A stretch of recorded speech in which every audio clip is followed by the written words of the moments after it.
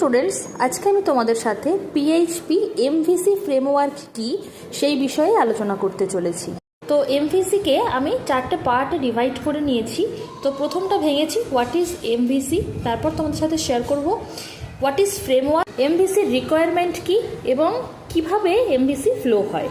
সহজভাবে বললে এটাই বলা যেতে পারে যে এমভিসি হচ্ছে একটা ফ্রেমওয়ার্ক। সেখানে MVC stands for model, view and controller. M for model, V for view and C for controller. তো এম মানে যে মডেল, তার মানে এটা হচ্ছে ধরো ডেটাবেস রিলেটেড যত ইনফরমেশন থাকে, বা ধরে নিতে পারি যে ডেটাবেস যেটা থাকে সেটাই হচ্ছে এম অর মডেল। সেকেন্ড আছে ভিউ। ভিউ মানে ফ্রন্ট এন্ড পোর্শন, মানে আমরা ইউজাররা যেভাবে দেখতে পাই বা ইউআরএল যে পোর্শন হয় সেটা হচ্ছে ভিউ। আর কন্ট্রোলার মানে লজিক পার্ট, মানে ঠিক ব্যাক পোর্শনে ব্যাক এন্ডে যা থাকছে, যা কন্ট্রোল করা হচ্ছে, যা কোড থাকছে সেটা হচ্ছে কন্ট্রোলার করে।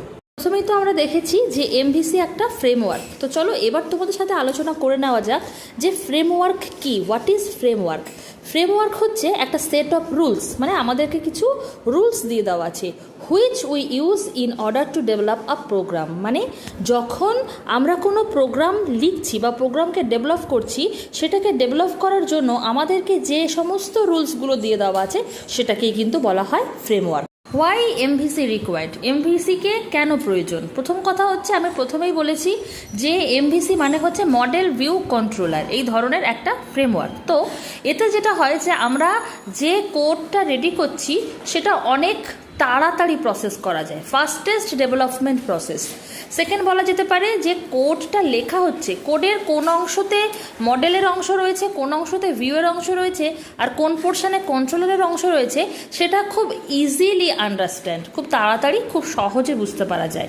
আর যদি কোথায় কোনটা রয়েছে সেটা তাড়াতাড়ি বুঝতে পারা যায়, তাহলে সেগুলোকে খুব ইজিলি মেনটেনও করা যেতে পারে।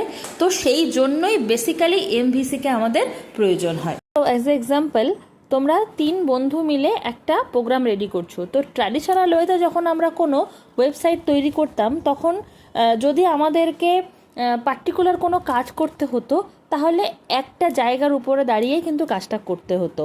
কিন্তু এমভিসি থাকার কারণে যেটা সুবিধা হচ্ছে, দেখা গেল 3 বন্ধুকে 3টে আলাদা আলাদা কাজ আলাদা আলাদা ফাইলে করতে দেওয়া হলো। তাতে যেটা হচ্ছে, 3 জন আলাদা কাজের উপরে অনেক বেশি কনসেন্ট্রেট করতে পারছে এবং কাজগুলো অনেক তাড়াতাড়ি প্রসেস হচ্ছে। তো এইটাই হচ্ছে এমভিসি থাকার সুবিধা, যে 3 জন হয়তো 3টে আলাদা ফাইলে আলাদাভাবে প্রোগ্রামগুলো করা গেল। চলো আমি তোমাদের সাথে শেয়ার করব যে এমভিসির ফ্লো কি বা সেটা কিভাবে হয়। বেসিক্যালি যখন আমরা কোনো ওয়েবসাইটে যাই, গিয়ে তার যখন ইউআরএলে আমরা হিট করি, সেটা প্রথমেই চলে যায় কন্ট্রোলারের কাছে। কন্ট্রোলার তখন ডিসাইড করে যে যে ইউআরএলটা মানে রিকোয়েস্টটা এসেছে সেটা কি ভিউ করাতে হবে নাকি ডেটাবেসে যেতে হবে, ডেটাবেস থেকে কোনো ডেটাকে পাস করাতে হবে। এই যে একটা প্রসেস, ফ্লোর প্রসেস, এটাকেই বলা হচ্ছে এমভিসি ফ্লো। তাহলে আশা করছি এমভিসি ফ্রেমওয়ার্কের উপরে যে বেসিক আইডিয়া সেটা তোমাদের ক্লিয়ার হয়ে গেছে। যদি এই ভিডিওটি ভালো লাগে তাহলে ভিডিওটিকে লাইক, কমেন্ট, শেয়ার এবং আমার চ্যানেলকে সাবস্ক্রাইব করে তোমরা আমার পাশে থেকো। দেখা হচ্ছে নতুন কোনো ভিডিও নিয়ে খুব শীঘ্রই। ততক্ষণ অবধি take care and bye by.